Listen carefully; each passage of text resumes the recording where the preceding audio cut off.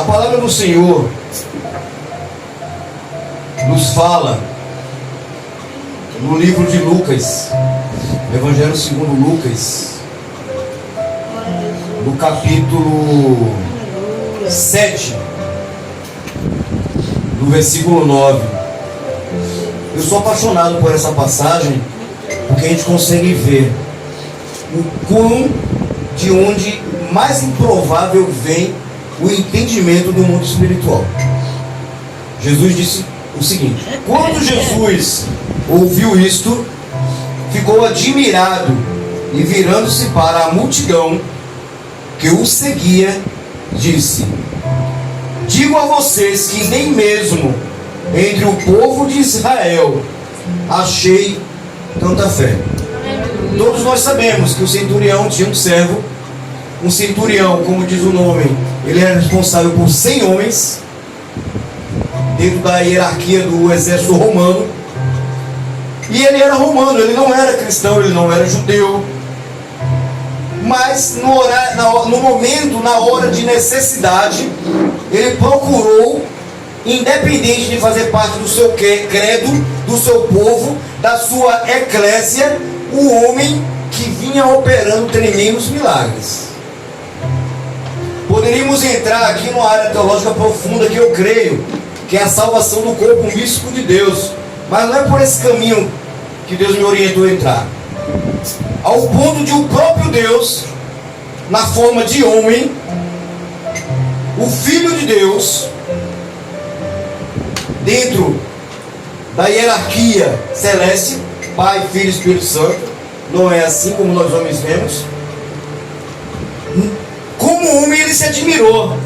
Eu digo a vocês, meu povo, meus seguidores, que nem mesmo entre o meu povo, conhecedor de todo o Velho Testamento, descendente de todos os patriarcas, detentores de toda a cultura e toda a tradição, os que me esperam, que não me esperam, que acreditam em mim ou não acreditam, mas que estão vivenciando tudo que eu estou passando aqui com vocês, nem no meio de vocês que convivem comigo,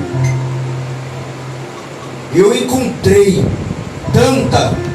tamanha, absurda fé. Não é para ser Momento de orgulho para Cristo.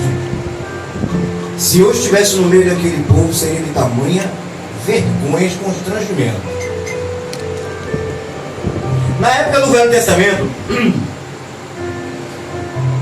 o povo encarou e visualizou e viveu e ouviu tremendas formas da manifestação do Deus dele. A abertura do Mar Vermelho,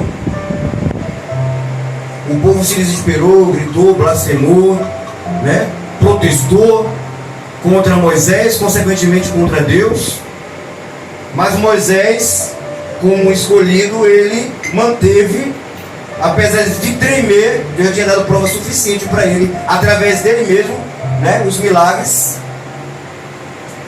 se manteve fiel naquele que o fizera passar por toda a sua escola de treinamento, desde o deserto, Porque primeiro Deus, ele esvazia o que é do homem e depois ele preenche esse homem daquilo que é dele.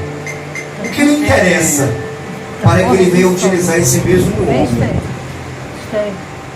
Os prodígios e boa parte da capacidade do que o próprio Deus pôde fazer, mas o povo não.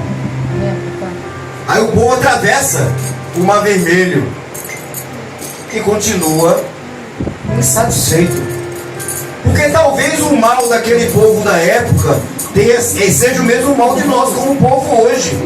Nós queiramos um Deus que nos sirva, e na verdade nós temos um Deus que, através da sua misericórdia, ele nos adotou, nos escolheu, nos capacitou para que nós venhamos ser usados por ele, para ele mesmo, para que o seu nome manifeste aqui na terra, através de nós, apenas conduítes, como um fio ele conduz a eletricidade até o seu objetivo final, dar luz em algum lugar, fazer alguma máquina funcionar e produzir. Aí nós vemos todas as batalhas do Velho Testamento, a maioria delas, quando o povo venceu, ele venceu em minoria. O povo não venceu em maioria. Ele vencendo em minoria, ainda se vangloriava. Imagine se vencesse na maioria pela força do seu próprio braço, que nunca foi. E hoje eu vejo nessa igreja aqui, eu vi hoje, porque a gente vem vendo homeopaticamente nos cultos, quando os pequenos vencem os maiores. Vou contextualizar dentro de um paralelo meu aqui, um versículo bíblico. Deixai vir a mim as criancinhas ou os pequenos, porque deles serão o reino do céu. A quantidade não é prenúncio ou prova de que Deus está trabalhando e se manifestando. Aleluia. Vou repetir de outra forma. A quantidade de maioria, o contingente, não é significado de que Deus está trabalhando através daquele povo, através daquela igreja, através daquela dominação, através daquele ministério, através daquelas empresas que usam o nome de Igreja de Cristo. Não é a quantidade, é sempre na minoria. E é exemplo da época de Gideão. Quando há uma maioria, ele diminui para provar que é na minoria. São nos pequenos que ele trabalha. Glória a Deus. O que esperar de um povo, né? Daquela época que ainda estava aprendendo. Na época de José, por exemplo, o povo passou 430 anos escravo. Depois que José morreu, o faraó que sucedeu, o outro faraó que Deus usou para apoiar e abrigar e abençoar o seu povo, eles se esqueceram de Deus. Parece que os fundamentos não foram passados. Em vez de eles contagiarem o Egito, eles foram contaminados pelo Egito e aquelas outras nações que estavam em estado de escravidão e domínio também pelo Egito. E o povo se esqueceu quando atravessou o deserto. Eram novos convertidos no tocante ao judaísmo, ao convívio direto com Deus. Talvez eles vieram a ter o principal convívio a partir do momento em que Deus trouxe Moisés e começou a operar os milagres, confrontando cada deus egípcio ali. Mas nós não somos neófitos na fé. Nenhum aqui presente é neófito. Podemos não ter lido a Bíblia toda, podemos não ter o entendimento, podemos não ser teólogo, como foi falado aqui, cada um Deus tem um chamado diferente. Às vezes tem 2 chamados, como o evangelista falou, às vezes tem 3, porque Deus ele nos capacita. Aleluia. Jesus ficou bastante admirado quando ele ouviu um ímpio, um não evangélico, um professador de uma outra religião, porque os romanos tinham as suas. Os inimigos de Deus, nas batalhas, na época dos primeiros reis do povo de Israel, reconheciam, eles não se convertiam, mas ele reconhecia. O Deus de Israel fez a terra tremer, o Deus de Israel fez o sol parar, o Deus de Israel fez o sol retroceder 2 horas, se não me engano, em 40 minutos, o que a NASA já comprovou. O Deus de Israel e o povo do Deus de Israel, toda a batalha que ele ia, ele blasfemava na forma da covardia e da dúvida. Glória a Deus. Eu vi uma mensagem essa semana para finalizar, e isso tocou bastante o meu coração.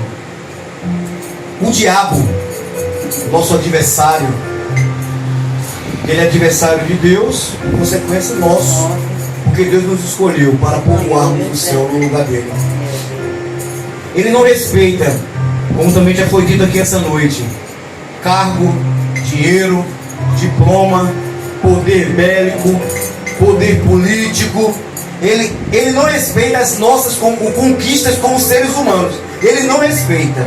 A única coisa que o inimigo respeita é nosso nível de renúncia. A partir do momento que nós renunciamos, nós obedecemos. E se nós obedecemos, Deus nos torna mais fortes para nosso próprio prazer, cumprindo a sua vontade na missão nossa aqui na terra e para a nossa salvação eterna. Aleluia. O nível da nossa unção, ele será determinado pela proporção da nossa submissão e da nossa renúncia. A nossa vitória não está somente na busca da oração, não está somente no louvor bonito, na oratória, na pregação bonita, não está só na caridade, não está só nas atitudes e nos pensamentos humanos, mas principalmente na nossa renúncia. Quando eu e você renunciamos algo a cada instante, a cada momento, a cada dia, a cada semana, a cada vez, a cada ano da nossa vida, porque é contínuo e constante. Nós, quando renunciamos, estamos dizendo: Deus, Jesus, eu te amo. Eu te amo de boca, não adianta nada para o Senhor. Mas ao renunciarmos às investidas do diabo e à nossa própria vontade, à nossa própria carne, nós estamos declarando aos céus, ao universo e ao inferno: Jesus, eu te amo. Que Deus, ele continue nos abençoando rica, abundante e poderosamente.